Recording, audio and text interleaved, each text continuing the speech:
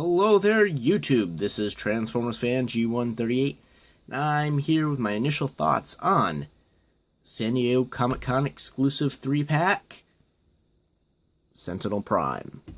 Now, this version of Sentinel Prime is a little different in the color scheme, but overall he is the exact same figure.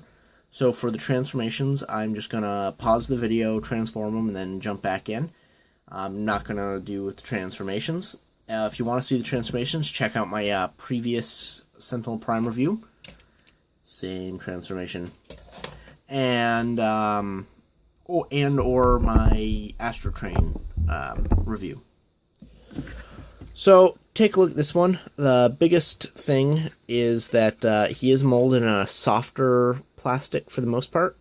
All his components, except for this one panel right here. You can kind of see the color difference as well on the camera here.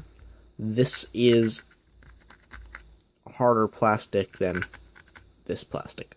I don't know if that was intentional or not, but the only other spots I see the harder plastic is up here in the kneecap, and it looks like it's only on this side as well. So that's a little weird in my opinion, but that's just me. And then of course we have a darker red color throughout the figure here and up here, which is also matched pretty closely by the paint.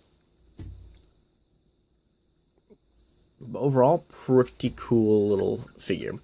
My only complaint is this gun sits really loose, and the handle looks almost malformed. It's a little bulgier at the bottom. But they're all molded in the translucent plastic and just painted red, much like the actual retail one was molded in the solid orange and painted gunmetal. So, just like the other Titan Master figures, he's got a Titan Master, which fits in the cockpit and in the side of the gun. And this guy actually looks pretty cool in the translucent orange. I have to say, this one is by far probably one of my favorite little guys. And his head is painted. Not all their heads have been painted recently. Like I said, it's the same one as Astro Train as well, except for the fact that it has a different head on the back. Now, when we put this guy in his head mode, he looks pretty cool. Now, this is Infintism, something like that. Infintus. I'm not pronouncing it right. It's like infinite, but whatever. So that's pretty cool. A nice head sculpt, and we'll just compare that one to the one that's on the other guy real quick. So this is the one from this one. It's all red painted with a little bit of orange, dark orange for the faceplate, and then the blue eyes. And this one has the same dark orange for the faceplate, except his whole head is orange, bright orange. Now, his appendages are also in the molded orange. So, this whole face, I'm guessing they painted because the whole thing was molded in that translucent plastic. So anything that was orange on the original guy, has been molded in translucent orange on the new one. So, I'm going to go ahead and turn him into robot mode, and we'll check him out. And here he is in robot mode. So, as you can tell, he looks vastly different in comparison with the original one. The burnt orange, all the orange has been turned to translucent orange. Some of the yellow has been turned to orange. It's more red, like he's like Fire Guts Glory style Optimus Prime, or Power Master Prime, or Jinrai, or whatever. He does feature these two new symbols on his shoulders. I'm not sure what these mean, but it's pretty cool. I am missing one thing. The set does include a set of Autobot and Decepticon stickers, small, medium, and large. I'm not exactly sure for what purpose these are. It's not explained in the instructions, but I can imagine it's for potentially this guy and or Brainstorm, because he was a spy, spoiler alert, in One Meets the Eye. Well, sort of. Read it. It's not really that much of a spoiler. But, pretty cool. So, in comparison, he's also features the ones on those wings, I forgot to mention that earlier, where he would normally have the Autobot symbols. So, and that is pretty neat, just having the difference there. But there's no more or no less paint than on this guy than on this guy, except for maybe these guns. Actually, there's more paint on this guy just because of the head and where they had to fill in some colors. But they took out some paint ops and put in some others, so it's probably balanced. Overall, I think this is an okay figure. I do have some complaints of quality control in robot mode, and I'll just go through that real quick. So, one is the leg. This is way loose. It's like not fully there. Kind of reminds me of the Roadbuster I got a while back. It had a really big problem with this too. It's like the ratchet joint got put in backwards. Which, clearly, because it's translucent, we see it didn't. But I can actually see there's a bend in there, so it's not catching it right. There's a mismolding in there. Where on this side, it's nice and straight. So this one's nice and stiff, but this one's nice and loose. It's cool when you get to see exactly where the problems lie. Also, we get to see the shoulder mechanic, the way that works, which is pretty cool. I like seeing some of the details and how things are put together and that sort of stuff once in a while. His backpack is also a lot looser on this one, which I thought was kind of weird. Overall, I think he's an okay figure. A little bit weird with the leg being loose, but that's just a quality control issue. Yours might not be like that. And it's not like it's that across the board either, because my other two molds of this figure are fine. My other two versions of this mold are fine. That being said, having quality control issues on a San Diego Comic-Con exclusive that costs so much is a little bit disappointing. But again, I didn't get the set for this guy. I got the set for Brainstorm.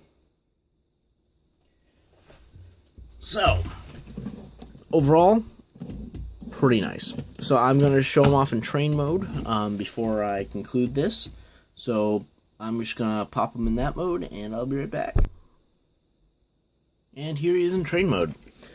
So I still have a problem with the gun being too loose, so I'm just going to pop that one up here. Like I said, the bottom is bigger, so on these, when it goes all the way through, that's when it's loose, so up here it's pretty okay. And then overall, it's pretty good. This one does not roll as well for whatever reason. It's like the wheels don't even touch the ground. So it's like something is not lining up quite the way it should be. That, again, could just be quality control.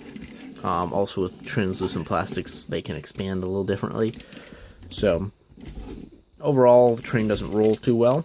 But I do dig the translucent fronts of the train. And the arms. Pretty cool. Overall, I think it's a pretty neat looking train.